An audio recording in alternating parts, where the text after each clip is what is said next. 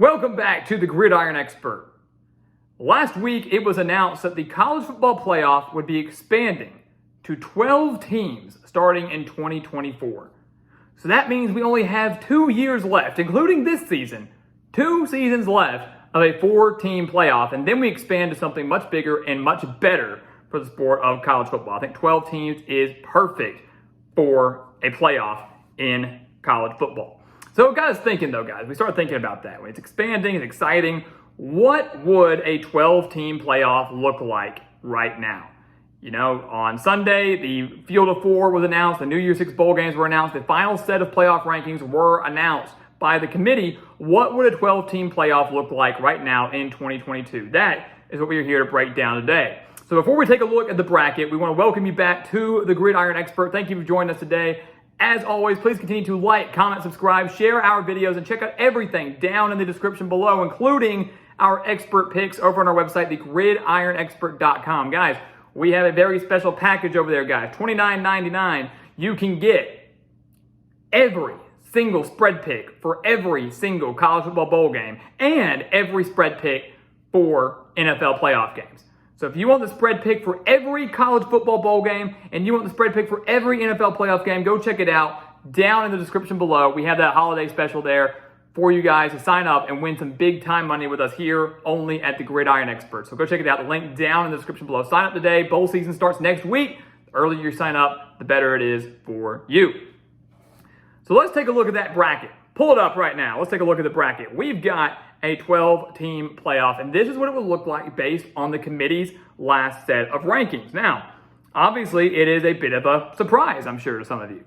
The top 4 is not the top 4 the committee has. The top 4 currently is Georgia, Michigan, TCU, Ohio State. The top 4 in this 12-team playoff is Georgia, Michigan, Clemson, and Utah, and they would get a first-round bye. The reason that is because in this 12-team format, the top 4 highest-ranked conference champions get the first-round bye. The top 4 highest-ranked conference champions. So Georgia won the SEC, they were number 1. Michigan won the Big Ten, they were number 2. Well, TCU is number 3. They did not win the Big 12. Kansas State won the Big 12. But Kansas State was behind Clemson, who won the ACC, and they were behind Utah, who won the Pac-12. So Clemson gets 3rd, Utah gets 4th. And even though Kansas State did win the Big 12, that does not mean they are 5th. They go through the rankings throughout there. So Kansas State did win the Big 12, but they would be the 9 seed in here. And then also the highest ranked group of 5 champion would get in the playoff, and that is currently Tulane, who won the American, who will be playing in the Cotton Bowl against USC. They would be the 12th seed.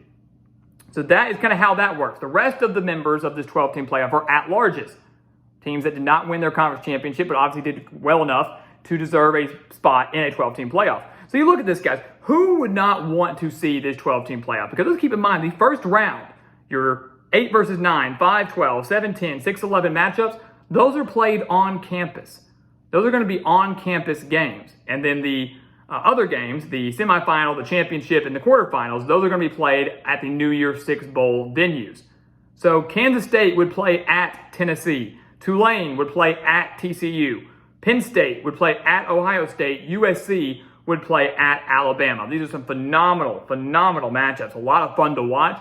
Would provide a lot of parity and would provide a handful of upsets as well. And we kind of took the liberty of predicting a few of these games all the way to the semifinals. We're not going to give you our picks for those semifinal games. We'll hold off on those. But we kind of shows you what the possibility would look like. I mean, you look at this. We think Tennessee would probably beat Kansas State in Knoxville. They would probably beat Kansas State at Neyland Stadium. Even though they don't have Hendon Hooker, this is still a dangerous Tennessee team. We think they probably get the job done in the 8 versus 9 matchup. Tulane would probably fall to TCU, but that game would be more competitive than you think. TCU has been barely getting by in almost every game they've played this year. Tulane did beat Kansas State earlier in the year in Manhattan, a Kansas State team that did beat TCU in the Big 12 championship game. Tulane has a lot of talent, guys, a very good offense and a defense. It's better than you think. They had the potential to beat TCU, but we think the Horned Frogs would get it done. So they survived Tulane, advanced to play Utah at a neutral site. On the other side of the bracket, USC travels to Alabama. I don't see Alabama losing to USC in Tuscaloosa. I mean, USC's defense is absolutely atrocious. I think Bryce Young and Alabama would light them up. So Alabama, the 7 seed, advances to play Michigan at a neutral site. And then Ohio State, Penn State at Ohio State in Columbus. The Big Ten matchup. Ohio State already beat Penn State in Happy Valley. I don't think Penn State would be able to win in Columbus, so Ohio State moves on. So 3-6, 4-5, 1-8, 2-7. The higher seeds all win. Okay, no big deal. Look at the second round. Start on the left side. Georgia plays Tennessee. We do think Georgia would advance. Georgia won at home against Tennessee that did have a healthy Hendon Hooker. Now they play Tennessee, who would not have Hendon Hooker. It's at a neutral site, one that would probably favor Georgia a little bit because they are the number 1 seed. Georgia should get past the Volunteers.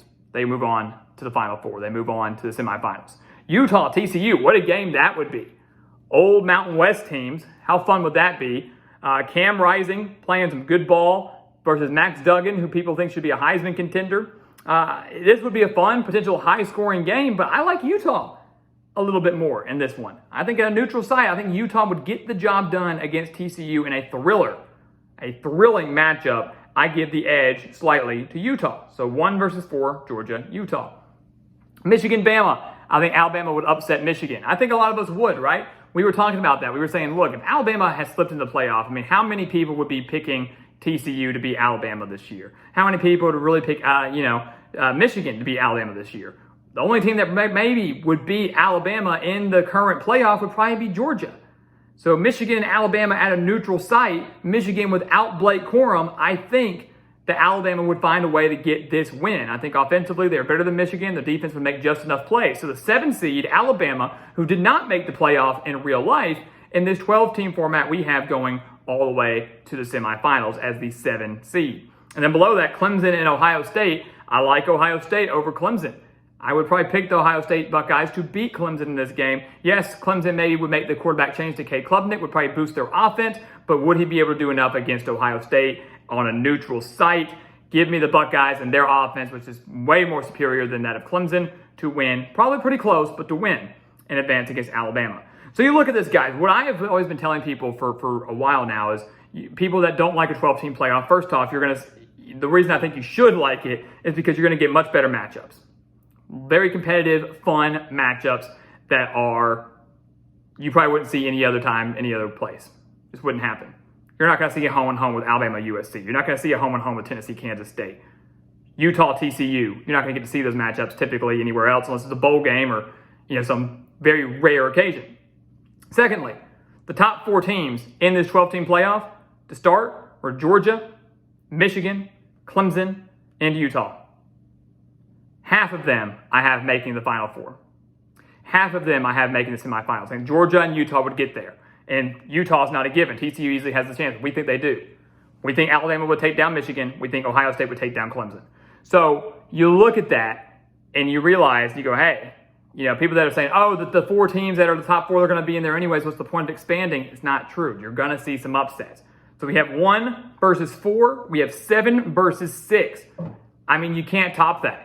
You just can't top that. Georgia and Utah, phenomenal game. 2 very solid defenses, 2 very good quarterbacks. Who would be able to pull that one off on a neutral site? And then Alabama, Ohio State. How great would that be? We came into this last week saying who should get into that 4th spot. Should it be Ohio State or should it be Alabama? The Buckeyes ultimately got that edge over Alabama, and we agree with it, but this would settle it right here. Play for it. Play for it in the semifinal. Winner goes to the national championship. Loser goes home.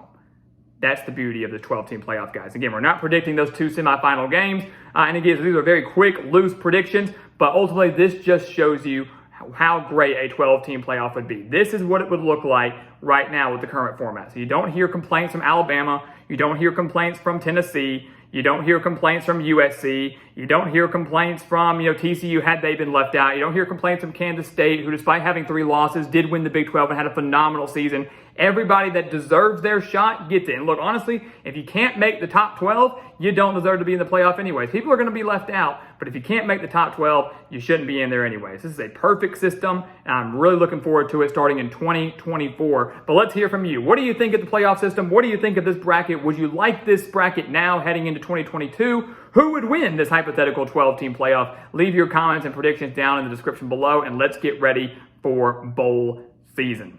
So guys, as always, thank you so much for watching us here at the Gridiron Expert on YouTube. Make sure to continue to like, comment, subscribe, share our videos, and of course, check out everything down in the description below, including our expert picks over on our website, thegridironexpert.com. Again, We have all college football spread picks and all NFL playoff spread picks over on our website. Go sign up today, become a part of our GE Nation, and win some money with us.